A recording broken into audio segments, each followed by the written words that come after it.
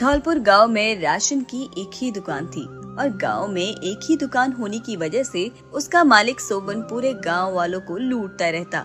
शहर बहुत दूर था, इसलिए सोबन अपनी दुकान पर हर चीज का भाव बढ़ा चढ़ा कर लोगों को बताता था और गांव वालों को मजबूरी में सोबन की दुकान से ही सामान लेना पड़ता। एक दिन एक किसान सोबन हलवाई की दुकान पर आया। भैया, यह गुड़ क्या भाव दे रहे हो? 100 रुपए का 5 किलो।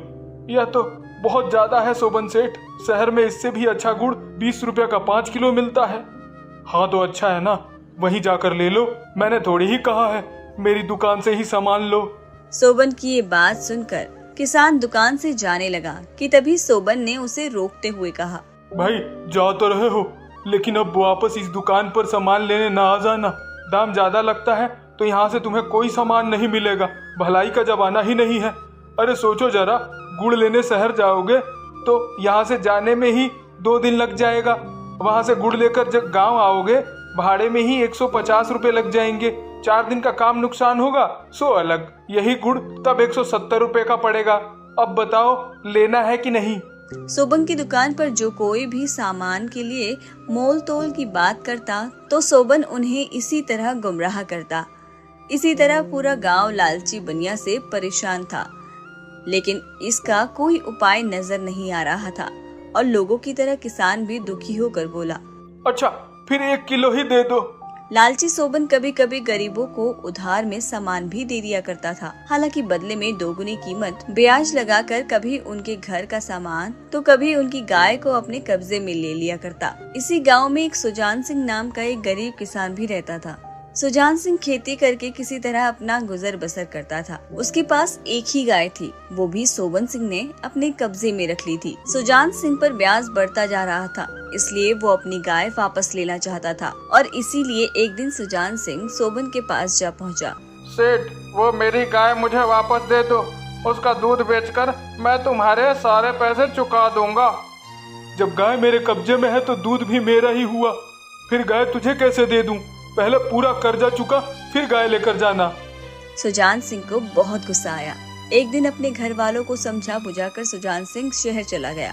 वहाँ उसने देखा कि सामान बहुत सस्ता है और वो सेठ सोबन सिंह से बहुत परेशान था ही। ऐसे में वो शहर जाकर एक सेठ की दुकान पर नौकरी करने लगा। परचून की दुकान पर नौकरी करते समय उसे 1 साल हो गया। वह पैसे घर भेजता रहा। इसी बीच उसे दुकान के पूरे सामान की जानकारी हो गई। माल कितने में आता है, कितने में बिकता है। एक दिन उसने अपने सेठ को अपने गांव का हाल बताया। तू एक काम कर सुजान सिंह, गांव में मेरे नाम से एक दुकान खोल ले। जो भी प्रॉफिट होगा आधा आधा बांट लेंगे। माल मैं भेज दूंगा, लेकिन हाँ कभी बेईमानी मत करना। मालिक, इसी बेईमानी ने तो मुझे शहर में लाकर पटक दिया है। ऐसे में बेईमानी का तो सवाल ही पैदा नहीं होता। मैं तो बस उस लाला को एक बार अच्छा सबक सिखाना चाहता हूँ। सेठ बहुत खुश हुआ। उन्होंने सारा इंतजाम कर दिया। सुजान सिंह को गांव भेज दिया। सुजान सिंह ने ठीक लाला के सामने एक दुकान किराए पर ले ली। उसके 1 सप्ताह बाद ट्रक भरकर सारा सामान आ गया। पूरी दुकान को सेठ के नौकरों ने जाकर सजा दिया। ये देखकर सोबन को बहुत सदमा लगा। वो फटाफट सुजान सिंह के पास जा पहुंचा। क्यों बे सुजान सिंह, यह दुकान खोलने के लिए पैसा कहाँ से आया? आज तक मेरा कर्जा तो चुकाया नहीं गया तुझसे। कब चुकाएगा मेरा कर्जा? चुकाएगा नहीं तो ब्याज बढ़ते बढ़ते इतना हो जाएगा कि दुकान भी मेरी हो जाएगी। चल बता सेठ, तेरा कितना पैसा है? सुजान सिंह की ये बात सुनकर सोबन फटाफट बही खाता देखकर पैसे बताने लगा, जिसके बाद सुजान सिंह उसे उसके पैसे लौटा देता है और ये देखकर सोबन उससे पूछता है, कहीं डाका डालकर आया है क्या? मैं तेरी रिपोर्ट लिखाने जा रहा हूँ। मैं तो नौकर हूँ, यह तो शहर में बैठे मेरे सेठ जी की दुकान है। बोर्ड पर देख, उनका नाम लिखा है। शहर जाकर उनसे पूछ ले।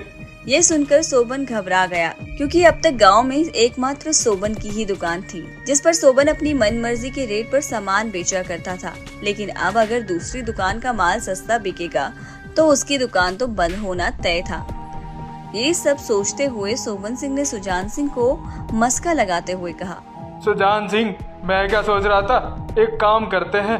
तेरा लाला तो शहर में बैठा है, उन्हें क्या ही पता कि तू कितने का सामान बेच रहा है। तू मेरे वाले रेट पर सामान बेच, इससे तेरी दुगनी बचत होगी, उस पर से तनख्वाह अलग से मिलेगी और मेरी दुकान खराब नहीं होगी।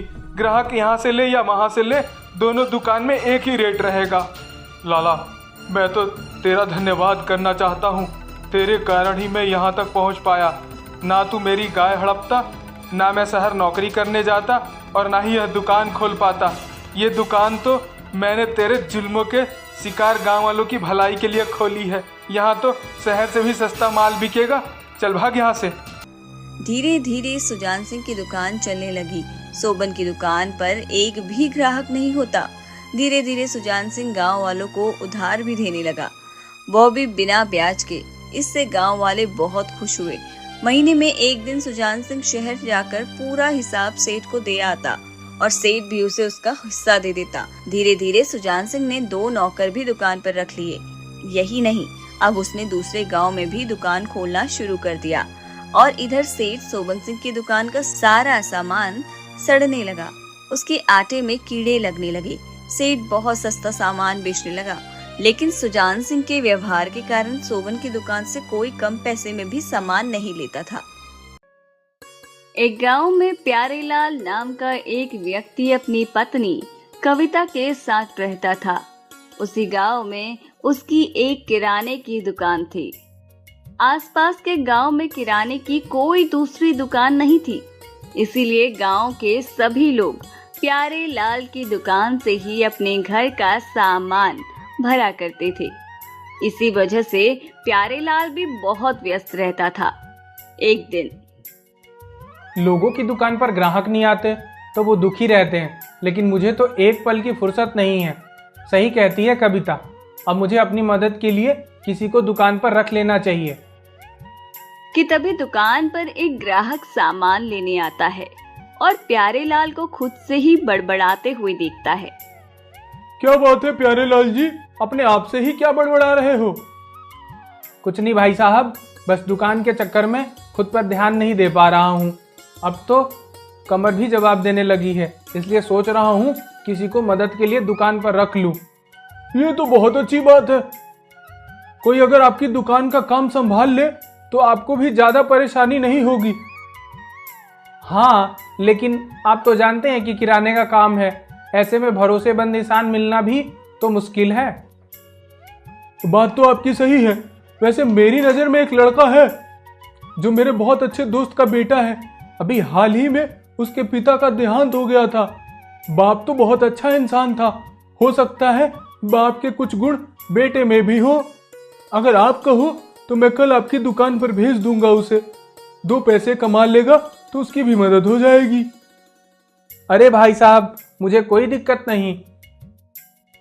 अगर लड़का काम में अच्छा हुआ तो मैं जरूर उसे अपनी दुकान पर रख लूंगा। वैसे भी मुझे अभी बहुत ज़रूरत है कि कोई मेरी दुकान संभाल ले, तो आप उसे कल भेज देना। प्यारेलाल की बात सुनकर ग्राहक ने अपना सामान लिया और अगले ही दिन रमेश को प्यारेलाल की दुकान पर भेज दिया। रमेश को प्यारेलाल ने दुकान का सारा काम समझा दिया और कुछ दिन तक उसके काम को ठीक से देखा। प्यारेलाल रमेश के काम से संतुष्ट था। कुछ महीने बाद रमेश, किशन भाई साहब का सामान पैक कर देना, मैं घर जा रहा हूँ, तो दुकान का ध्यान रखना। जी मालिक। ये कहकर रमेश अपने काम में लग जाता है और प्यारेलाल खाना खाने के लिए अपनी दुकान से घर के लिए रवाना हो जाता है। रमेश अपने मालिक प्यारेलाल के सामने सारा काम बहुत अच्छे से करता था, लेकिन जैसे ही प्यारेलाल घर जाता वैसे ही वो अपने दोस्तों को दुकान पर बुला लेता और दुकान पर रखे सामान को खाते हुए उनके साथ गप्पे मारने लगता। बेटा, एक 5 किलो आटा और 5 किलो चावल दे दो। अरे नहीं नहीं, अभी मालिक नहीं है, जब वो दुकान पर हो तभी आना। दुकान पर आने वाले ग्राहकों को रोज रमेश ये कहकर भगा देता और जब प्यारेलाल के लौटने का समय हो जाता तो रमेश उससे पहले ही अपने दोस्तों को वहां से भगा देता। काफी दिनों तक ऐसा ही चलता रहा। एक दिन प्यारेलाल दुकान से घर आ रहा था कि तभी उसे रास्ते में एक जान पहचान का व्यक्ति मिला। भाई साहब नमस्कार। क्या बात है, आजकल दिखाई नहीं देते हो और ना ही खरीदारी के लिए दुकान पर आते हो। क्या हुआ, सब ठीक तो है ना? अरे नहीं नहीं भाई साहब, आपकी दुकान पर तो मैं कुछ ही दिन पहले ही गया था, लेकिन वो लड़का है ना आपकी दुकान पर, उसने कहा कि जब मालिक हो तभी आना दुकान पर, उनकी मौजूदगी में ही मैं सामान दूंगा, बस इसलिए मैं लौट आया। अब आप जब होंगे तभी आऊंगा। उस आदमी की ये बात सुनकर प्यारेलाल समझ गया कि दाल में कुछ काला है। इसीलिए अगले ही दिन प्यारेलाल फिर से दुकान से घर खाने के लिए निकलता है और फिर आधे ही रास्ते से वापस दुकान पर लौट जाता है। जैसे ही वो दुकान पर पहुंचता है तो उसने देखा कि रमेश अपने दोस्तों के साथ हंसी मजाक कर रहा था और दुकान में रखे सामान को खुद ही खा रहा था और अपने दोस्तों को भी खिला रहा था कि तभी प्यारेलाल गुस्से में दुकान में आता है। क्यों बे रमेश, ये दुकान है या धर्मशाला? दुकान में मैंने तुझे इसलिए रखा था कि तू मेरी दुकान का सामान खुद ही खा जाए। ये तेरे दोस्त से गप्पे हाँकने की जगह नहीं है। निकलो मेरी दुकान से और कल से काम पर आने की जरूरत नहीं है। रमेश प्यारेलाल की डांट फटकार सुनकर बहुत गुस्सा हो जाता है, क्योंकि उसे उसके दोस्तों के सामने डांटा गया था।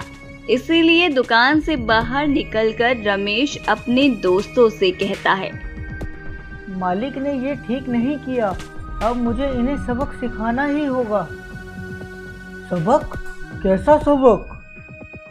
क्यों ना रात को मालिक को उस भूतिया हवेली में बंद कर दिया जाए, फिर जो भी होगा उससे मालिक की अकल ठिकाने आ जाएगी। प्यारेलाल रात को दुकान बंद करके घर लौट रहा था। तभी पीछे से रमेश ने उसके सिर पर एक जोरदार डंडे से वार कर दिया, जिससे प्यारेलाल जमीन पर गिर पड़ा और बेहोश हो गया। जिसके बाद रमेश और उसके दोस्तों ने मिलकर प्यारेलाल को गांव के ही एक भूतिया घर में बंद कर दिया और वहां से बिना आवाज किए भाग खड़े हुए। थोड़ी देर बाद प्यारेलाल बेहोशी की हालत से बाहर आया। मेरा सर, मैं कहाँ हूँ और किसने मेरे साथ ये सब किया? प्यारेलाल खुद से ये सवाल कर ही रहा था कि तभी प्यारेलाल के कानों पर एक आवाज पड़ी, तुम भूतिया घर में हो। क्या? मैं यहाँ कैसे आ गया और कौन हो तुम? घबराओ मत, मैं एक परी हूँ।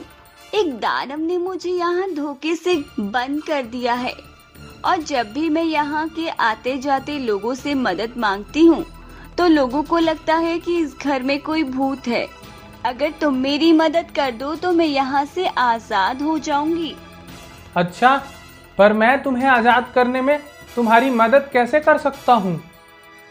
तुम्हारे ठीक पीछे एक दरवाजा है, उस दरवाजे को तुमने खोलना होगा, लेकिन उससे पहले तुम्हें उस दरवाजे पर बंधे लाल कलावे को निकालना होगा।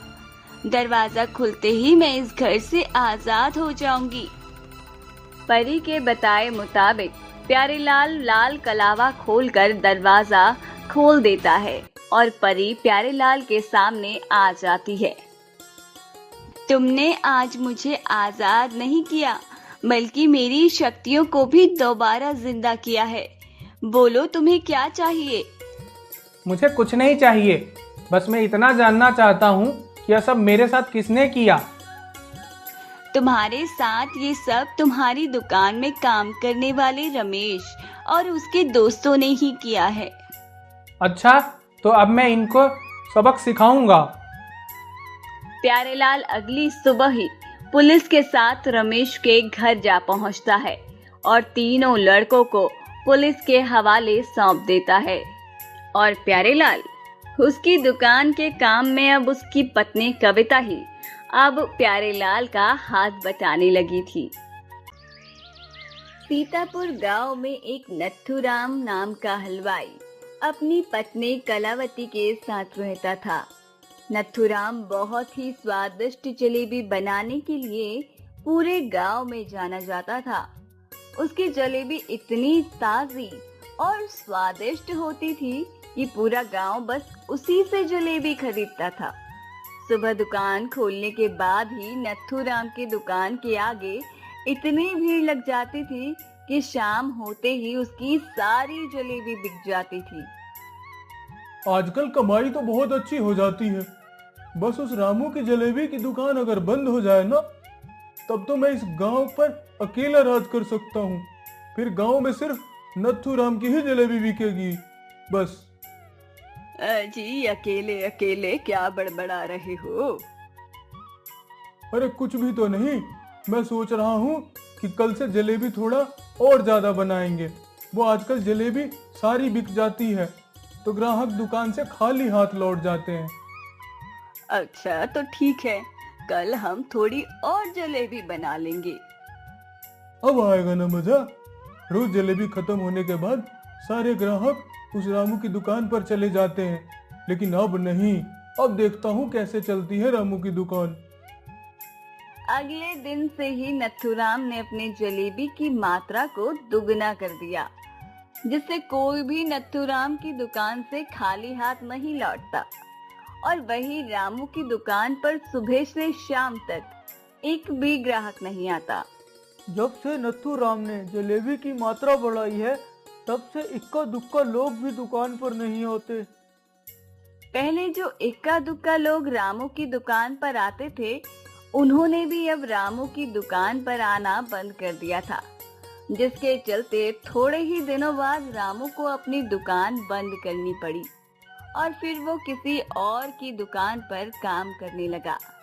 वहीं नथुराम ये सब देखकर बहुत खुश हुआ। करवा ही दी ना उस रामू की दुकान बंद।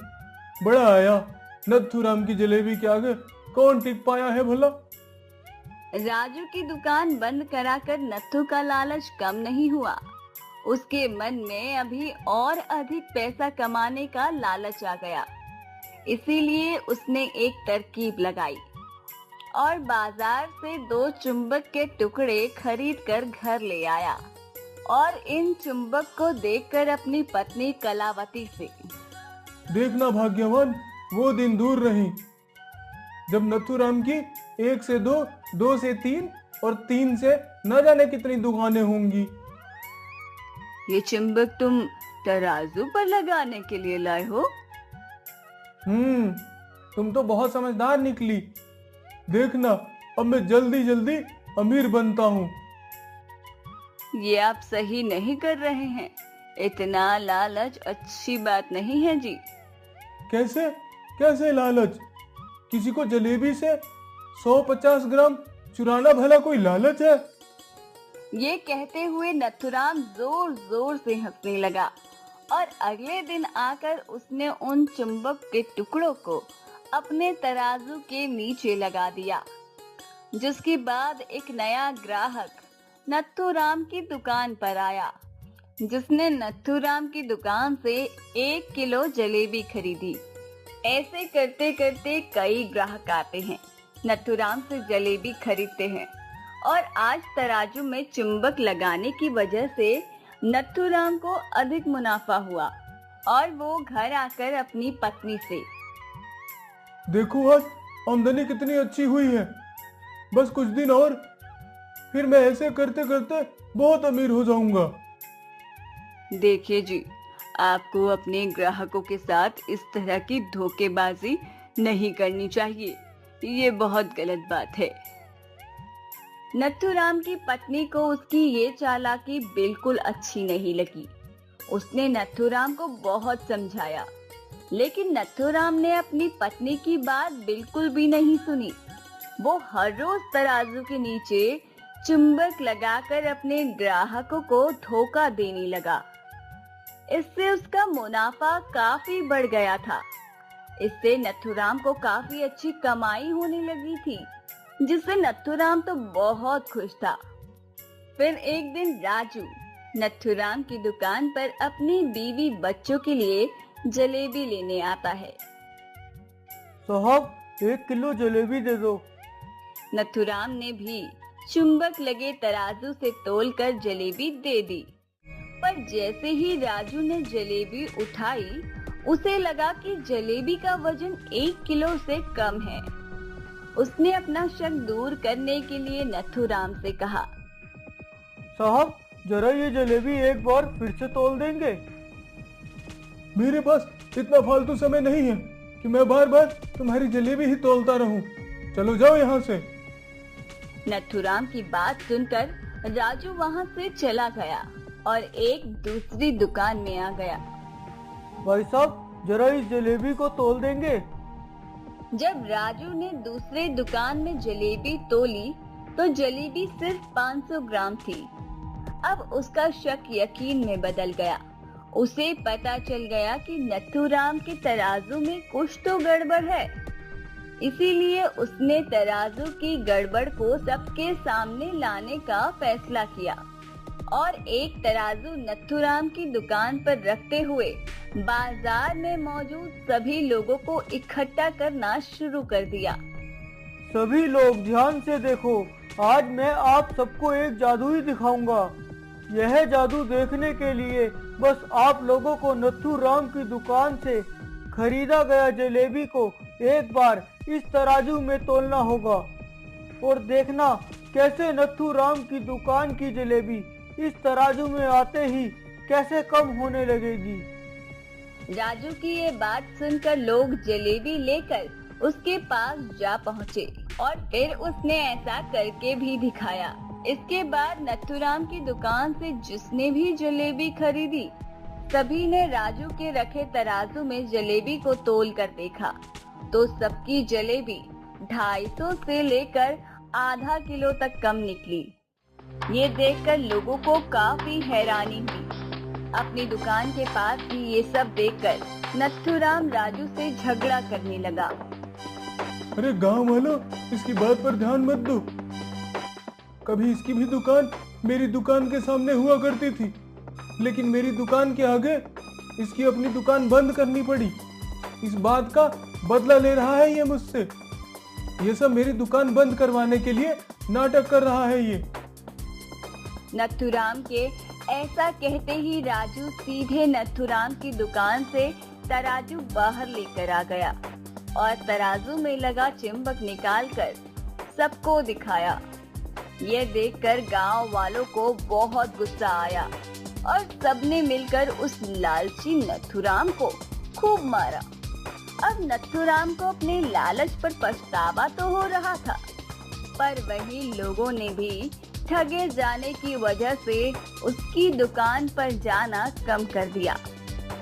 तो देखा दोस्तों, कभी भी लालच नहीं करना चाहिए। हमेशा ईमानदारी के साथ अपना काम करने से ही इंसान का नाम होता है। लालच के चलते भले ही कुछ समय के लिए किसी को फायदा हो, लेकिन इससे इज्जत और आत्मसम्मान दोनों मिट्टी में चले जाते हैं।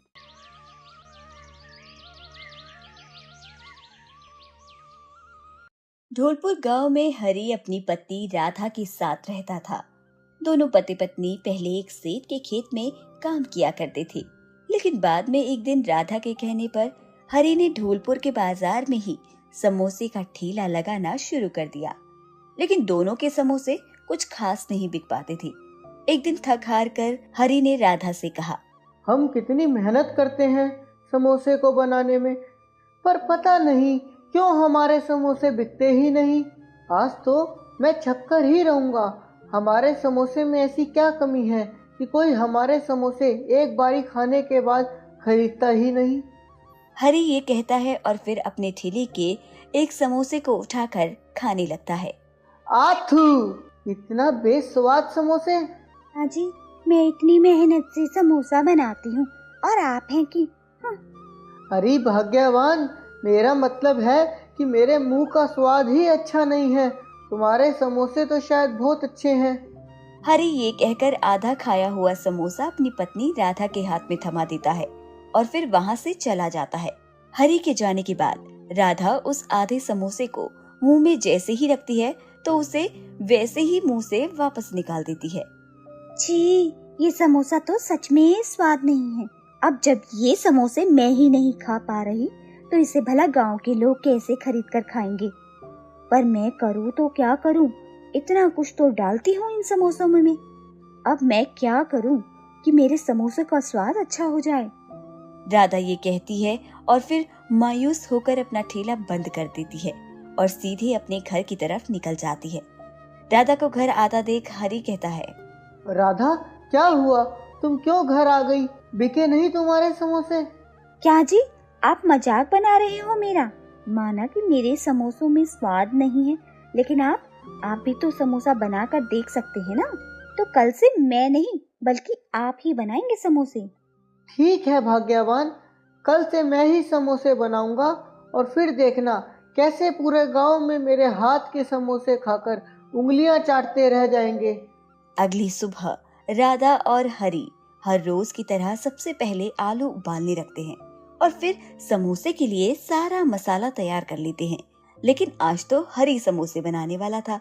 ऐसे में समोसे का मसाला तैयार करने के बाद हरि एक एक कर कम से कम 100 समोसे बनाकर तैयार कर देता है और फिर राधा के साथ उन समोसों को बेचने के लिए बाजार लेकर जाता है और जोर जोर से आवाज लगाता है, समोसे ले लो समोसे, गर्मा गर्म समोसे। अरे हरी, क्या तू रोज रोज यहाँ समोसे का ठेला लगा देता है? इससे अच्छा तो तू मेरे खेतों में ही काम कर रहा था। ये समोसे वमोसे बेचना तेरे बस की बात नहीं है। सेठ जी, ये तो आप सही कह रहे हैं, इसलिए आज मैंने खुद अपने हाथों से समोसे बनाए हैं। एक बार आप खा कर देखिए, आपको भी स्वाद आ जाएगा इनमें। ना भैया ना, तेरे बेस्वाद समोसे की चर्चा अब तो पूरे गांव को पता है। उन्हें खाकर मुझे थोड़ी ही अपने मुंह का स्वाद खराब करना है, ऊपर से मेरे पैसे खर्च होंगे सो अलग। सेठ की बात सुनकर हरि सोचता है कि अब तक तो राधा समोसे बना रही थी तो उसके हाथों के समोसे लोगों को बेस्वाद लगे, लेकिन आज तो मैंने समोसे बनाए हैं। अगर सेठ जी समोसा नहीं खाएंगे तो उन्हें पता कैसे चलेगा कि मेरे ठेले के समोसे अच्छे भी हो सकते हैं। ये सोचकर हरि ने सेठ से कहा, सेठ जी, आपसे भला है, थोड़ी ना पैसे लूंगा। मैं तो बस चाहता था कि आप एक बार मेरे हाथ से बने समोसे खाकर बताएं कि क्या कमी है, और अगर आपको ये समोसे स्वाद लगे तो आप कम से कम सभी लोगों की राय तो बदल ही सकते हैं। अच्छा ऐसा है तो ला, आज मैं तेरे ठेले के समोसे चख कर देख ही लूं। जैसे ही हरि ने सेठ को समोसा दिया, सेठ ने एक बार समोसे को देखा और फिर एक बार हरि के चेहरे को। लेकिन जैसे ही सेठ ने समोसा खाया, सेठ ने बड़ा ही अजीब समूह बनाते हुए उस समोसे को वापस बाहर निकाल दिया। छी छी छी, जितना सुना था उससे भी ज्यादा बकवास समोसा है तुम्हारा। कल से यह ठेला वेला लगाना बंद करो और मेरे खेत पर आकर फिर से काम करना शुरू कर दो। यह समोसा बनाना तुम्हारे बस की बात नहीं है। इतने गंदे समोसे बनाओगे तो कौन ही तुम्हारे समोसे खाएगा। सेठ की बात सुनकर हरि का मुंह लटक गया और उसे लगा था कि शायद उसकी पत्नी राधा उतने अच्छे समोसे नहीं बनाती, इसीलिए आज उसने खुद अपने हाथों से ये समोसे बनाए थे। लेकिन जब सेठ ने उसे ये बात कही तो उसे भी ये एहसास होने लगा कि शायद ये समोसे बनाकर पैसे कमाने की योजना उनके लिए नहीं बनी है। इसीलिए सेठ के जाते ही हरि ने अपना दुकान समेटी और सीधे घर की तरफ निकल गया। राधा ने हरि को आता देख उससे कहा, क्या हुआ जी, आज तो तुमने समोसे बनाए थे तो बिक गए ना तुम्हारे पूरे समोसे। राधा की बात का हरि के पास कोई जवाब नहीं था। ऐसे में राधा ने हरि के पास जाकर उससे कहा, देखो जी, अब तो ये बात हम दोनों जान चुके हैं कि हम दोनों ही समोसे बेहद खराब बनाते हैं। इसीलिए मैं सोच रही हूँ कि मैं अपनी बहन सरला को यहाँ बुला लेती हूँ। उसके हाथों में बहुत स्वाद है। हाँ, तुम ठीक ही कह रही हो। इस समोसे बनाना हमारे बस की बात तो नहीं है। ऐसे में अगर सरला यहाँ आकर काम करने को मान जाती है तो मुझे कोई आपत्ति नहीं है। हरि ने राधा को जैसे ही ये बात कही, राधा फौरन सरला को मनाने के लिए उसके घर चली गई। सरला अपनी पति के मौत के बाद अपना घर खुद ही चलाती थी। वो एक सेठ के खेत में काम करके अपने बच्चे का पालन पोषण करती थी। ऐसे में जब राधा सरला के पास पहुंची तो उसने सरला से कहा, सरला, तू कब तक यूं दूसरों के खेतों में काम करेगी? ये अमीर लोग बस हमसे दिन रात खेतों में मेहनत कराते हैं और फिर हमें कुछ पैसा देकर हम पर ही एहसान जताते हैं। मैं और हरी तो कब से खेतों में काम करना बंद कर चुके हैं और अब तो हम अपने समोसे की दुकान चलाते हैं। सच बताऊं सरला, जब से ये समोसे की दुकान खोली है ना, इतना मुनाफा होता है कि क्या ही बताऊं। अब काम इतना ज्यादा बढ़ गया है कि मुझे और हरिया को समोसे बनाने का वक्त ही नहीं मिल पाता। तो मैंने सोचा कि क्यों ना मैं तुम्हें भी अपने काम धंधे में शामिल कर लूं। इसीलिए मैं तुझे और तेरे बेटे को लेने आई हूँ। अगर तू हमारे लिए समोसा बनाएगी तो हम मुनाफा आधा आधा कर लेंगे। क्या कहती है तू? अरे वाह दीदी, अगर ऐसी बात है तो मैं आज ही अपने बेटे को लेकर आपके साथ चलती हूँ। आपने मेरे बारे में इतना सोचा, बस यही बहुत था। सरला मान जाती है और अपने बेटे को लेकर राधा के घर आ जाती है, जहाँ अगले दिन हरी उसको 100 समोसे बनाने को कहता है। सरला समय पर समोसे बनाकर रख देती है और उस दिन हरी खुद समोसे ना बेचकर राधा को सरला के साथ समोसे बेचने के लिए भेजता है। नई समोसे वाली को देखकर गांव के लोग सरला के हाथ की बनी समोसे खाकर उसकी खूब तारीफ करते हैं और उसके सभी समोसे बिक जाते हैं। देख सरला, मैं ना कहती थी कि हमारी दुकान खूब चलती है। देख, सारे समोसे बिक गए। हाँ दीदी, ये तो आप बिल्कुल सही कह रही हैं। मुझे तो यकीन ही नहीं हो रहा कि मेरे बनाए हुए समोसे सबको इतने पसंद आए। चल अभी जल्दी से घर चलते हैं और शाम को समोसों की दुकान लगाने की तैयारी करते हैं। दोनों टाइम समोसे बेचेंगे तो आमदनी दुगनी होगी। सरला इस तरह रोज मन लगाकर समोसे बनाती और राधा के साथ मिलकर उसे बाजार में बेच आती। और फिर वादे अनुसार हरी ने सरला को मुनाफे का आधा हिस्सा भी देना शुरू कर दिया। अब हरी के ठेले पर खूब भीड़ रहने लगी थी। उसकी कमाई भी अच्छी होने लगी थी, जिससे एक दिन हरी और उसकी पत्नी के मन में लालच आ गया।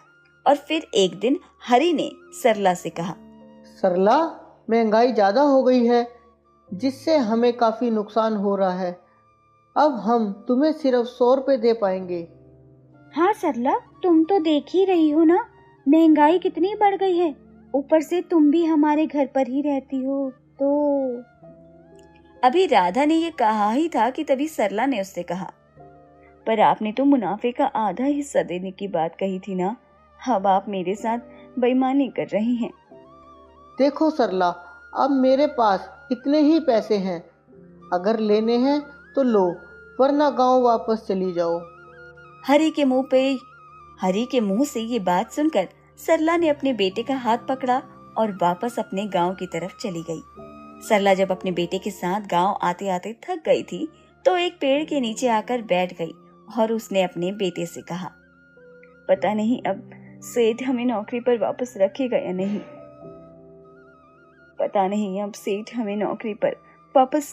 नहीं। अब मैं क्या करूं? अच्छा खासा जीवन चल रहा था मेरा, पर राधा दीदी की बातों में आकर मैंने खेतों में काम करना भी छोड़ दिया। अब मैं क्या करूं? माँ, आप दुखी मत होइए। क्यों ना हम खुद का ही समोसे का ठेला लगा ले।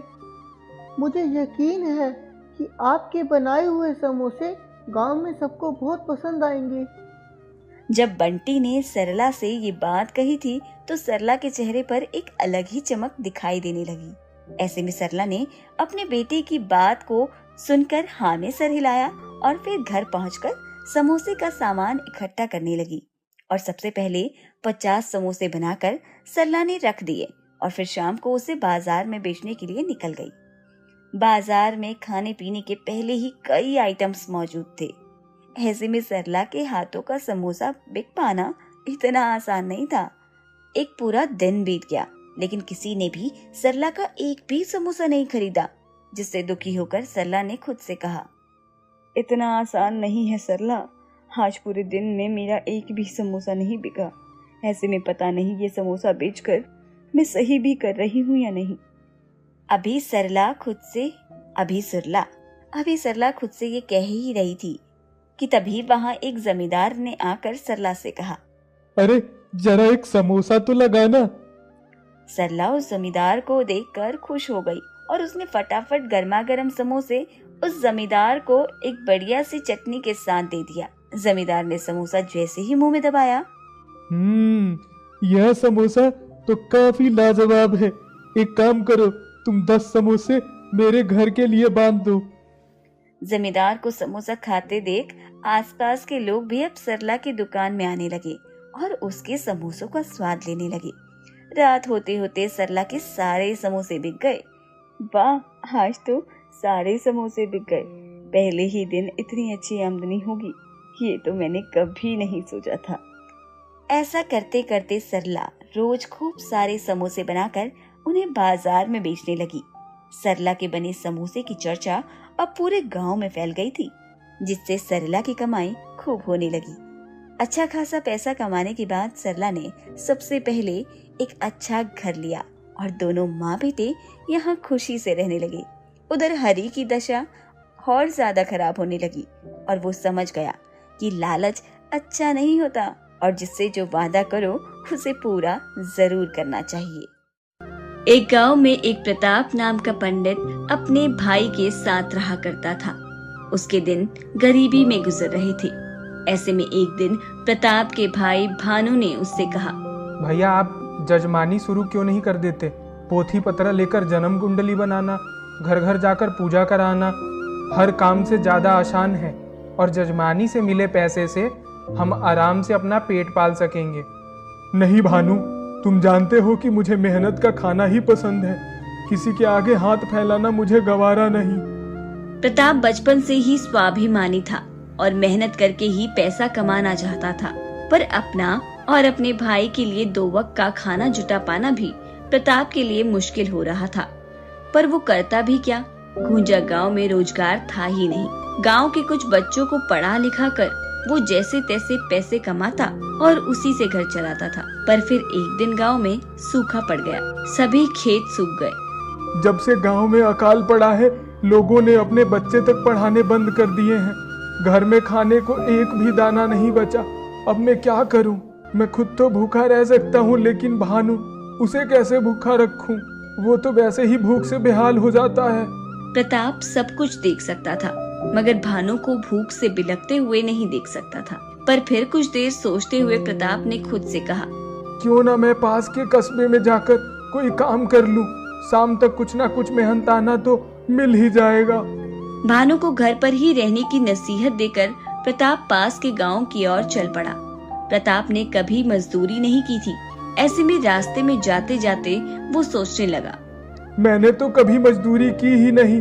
आखिर वहाँ कस्बे में मैं किसके पास जाऊंगा और काम कैसे मांगूंगा? घर से चलते समय प्रताप ने सोचा था कि वो कुछ भी कर लेगा, मगर अब उसकी समझ में नहीं आ रहा था कि आखिर वो क्या करेगा। कस्बे में पहुंचकर वो इधर उधर भटकता रहा, मगर उसे ये नहीं सूझ रहा था कि वो किसके पास जाकर क्या काम मांगे। जेठ की सुलगती झुलसती हवा और तपती धूप से परेशान, पसीने से तरबतर होकर प्रताप जब थक गया तो उसने खुद से कहा, अगर मैं इस तरह भटकता रहा तो जरूर लू की चपेट में आ जाऊंगा। प्रताप ने आसपास नजर घुमाई तो देखा सामने एक हलवाई की दुकान थी। थोड़ी देर उस दुकान पर ही ठहर जाता हूँ। वैसे भी प्यास से गला सूख रहा है, वहाँ पानी भी पी लूंगा। प्रताप उस दुकान में चला गया। दुकान में मिठाइयों को देखकर उसकी आंतड़ियां कुलबुलाने लगी। दुकान के एक पीढ़े पर बैठकर प्रताप अभी उन मिठाइयों को देख ही रहा था कि तभी हलवाई उसके पास पानी का एक गिलास लेकर आया और प्रताप से कहा, क्यों भैया, क्या खाओगे? प्रताप ने अपनी तोंद सहलाते हुए हलवाई की ओर देखा और बहुत संकोच से बोला, भाई मुझे खाना भी है और कुछ मिठाई घर भी लेकर जानी है, मगर मेरे पास पैसे नहीं है। तुम चाहो तो मैं तुम्हें अपनी अंगूठी दे सकता हूँ। मैं 2-3 दिन में आकर तुम्हें पैसे दे जाऊंगा और अपनी अंगूठी ले जाऊंगा। प्रताप ने अपने दाएं हाथ की अनामिका से एक चांदी का छल्ला निकालकर हलवाई की ओर बढ़ा दिया और फिर कहा, मैं पड़ोस के गांव का हूँ, मेरा विश्वास करो, मैं तुम्हें पैसे लौटा जाऊंगा। हलवाई ने उस अंगूठी को अपने हाथ में लेकर देखा तो उसकी आंखों में एक अलग सी चमक उभर गई। भाई, लगता है तुम कुछ ज्यादा ही भूखे हो। भूखे को खाना खिलाना धर्म होता है, इसलिए मैं तुम्हें खाना खिलाऊंगा।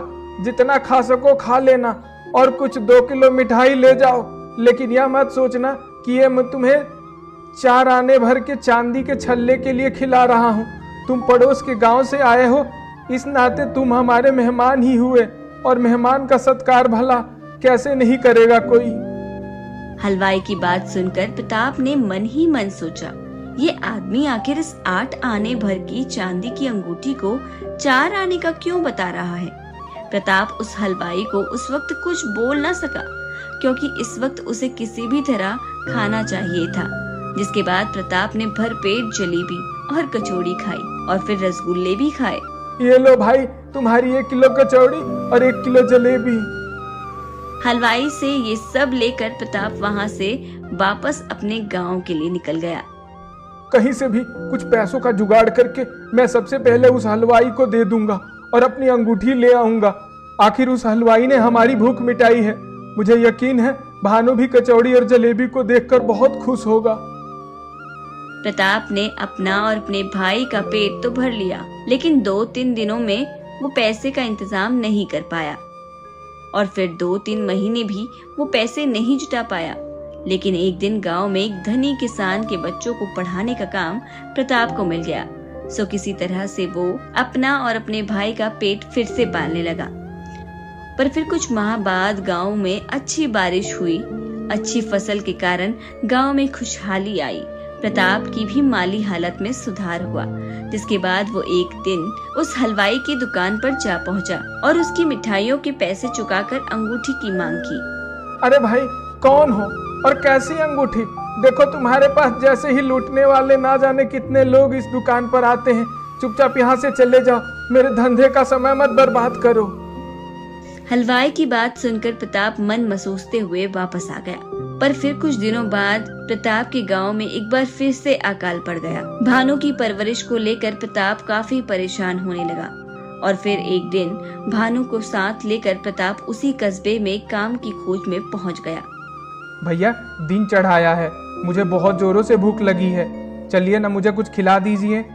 प्रताप इस वक्त उसी हलवाई की दुकान की राह पर खड़ा था, जहां उसके दिमाग में हलवाई का धोखा उसे फिर से याद आने लगा। प्रताप ने कुछ सोचते हुए भानु से कहा, देख भानु, हम दोनों भाई भरपेट मिठाई खा सकते हैं। सामने एक हलवाई की दुकान आएगा, तुम्हें जो कुछ भी पसंद आए तुम जाकर खा लेना, और मैं उस दुकान में थोड़ी देर बाद आऊंगा और तुमसे अलग बैठूंगा। तुम दुकान में अजनबी की तरह रहना, भूल कर भी मेरी तरफ मत देखना और न बात करना। जो खाना है खा पी कर चल देना। दुकानदार से बिल्कुल डरना मत, और दुकानदार तुम पर चिल्लाए तो कहना कि तुम खाने से पहले ही पैसे दे चुके हो। दुकानदार तुमसे झगड़े तो तुम भी अपनी बात पर डटे रहना, समझे? इसके बाद मैं आगे सब संभाल लूंगा। भानु ने वैसा ही किया। हलवाई की दुकान पर गया और कचौड़ी, तरकारी, जलेबी, दही और रसगुल्ले मांगकर उन पर टूट पड़ा। और जब भानु का खाना लगभग खत्म होने वाला था, तब दुकान में प्रताप भी आकर बैठ गया। प्रताप ने भी अपने लिए कचौड़ी, जलेबी, रसगुल्ले और दही मंगाई और आराम आराम से खाने लगा। अभी प्रताप ने 4 कचौड़ियां ही खाई थी कि तभी भानु की आवाज उसके कानों से टकराई। अरे, मैं तो खाने से पहले ही पैसे दे चुका हूँ। थोड़ी ही देर में हलवाई और भानु के बीच में जबरदस्त तू मैं होने लगी। भानु पूरी तरह से अपनी बात पर डटा हुआ था और प्रताप खाने में लगा हुआ था। दुकान में झगड़ा होता देख राहगीर दुकान के आसपास जमा हो गए। हल्ला होने के कारण बाजार की चौकसी करने वाला सिपाही दुकान में पहुंच गया। क्या बात हो गई? इस दुकान पर इतना हल्ला क्यों हो रहा है? हलवाई कुछ बोले उससे पहले ही भानु ने उस सिपाही से कहा, इस दुकानदार ने खाना देने से पहले ही मुझसे पैसे ले लिए। अब मैं जा रहा हूँ तो दोबारा पैसे मांग रहा है। दुकानदार भानु के इस सफेद झूठ से चिल्लाते हुए बोला, साहब, यह सरासर झूठ बोल रहा है। साहब, मैं अगर झूठ बोल रहा हूँ तो आप उस आदमी से पूछिए जो वहाँ खाना खा रहा है। जिस समय मैं पैसे दे रहा था उस समय ही यह आदमी यहाँ आया था। सिपाही ने प्रताप की तरफ देखा। वो खाकर हाथ मुंह धो ही रहा था कि तभी सिपाही ने प्रताप को आवाज दी और प्रताप फूट फूट कर रोते हुए सिपाही के पास जा पहुंचा। अरे तुम क्यों रो रहे हो? मैं तुम्हें कुछ नहीं कहूंगा भाई, डरो मत। मैं आपसे नहीं, इस हलवाई से डर रहा हूँ। खाना देने से पहले इसने मुझसे भी पूरी जानकारी ली कि मैं क्या क्या खाऊंगा, और जब मैंने इससे कहा कि भाई पहले खा तो लेने दो फिर पैसे ले लेना, तब इसने कहा कि इस दुकान का दस्तूर यही है, पहले पैसा तब सामान। कोई खाकर चल देगा तो मैं क्या करूंगा? यह भाई जी ठीक कह रहे हैं। पैसा चुकाकर जब ये खाना खाने बैठे उसी समय ये हलवाई पैसे गिनते हुए मुझसे बहस कर रहा था। अरे ये तू क्या बोल रहा है भाई? क्यों झूठ बोलकर मुझे फंसा रहा है? हलवाई के इतना कहते ही प्रताप ने सिपाही का हाथ पकड़ते हुए उससे कहा, अब आप ही इंसाफ करिए माई बाप, ये दुकानदार तो मुझे भी झूठा कह रहा है। प्रताप का इतना कहना था कि सिपाही ने एक डंडा हलवाई की पीठ पर लगा दिया और कहा, बंद कर अपनी जुबान, ये दोनों शरीफ आदमी हैं, हम भी आदमी पहचानते हैं। तुम बेकार का प्रपंच रचकर ग्राहकों को लूटते हो। मैं तुम्हें हवालात की सैर कराकर रहूंगा। हलवाई से ये कहकर सिपाही ने प्रताप और भानु को दुकान से जाने को कह दिया और हलवाई से उलझता रहा। प्रताप समझ ही चुका था कि ये सिपाही भी हलवाई से अपना चढ़ावा वसूल करके ही उसे छोड़ेगा। प्रताप ने रास्ते में भानु को अंगूठी वाली घटना बताई ताकि भानु के मन में इस घटना का बुरा प्रभाव ना पड़े। भानु भी समझ गया कि उसकी भैया ने हलवाई को सबक सिखाने के लिए ही ये जाल बिछाया था।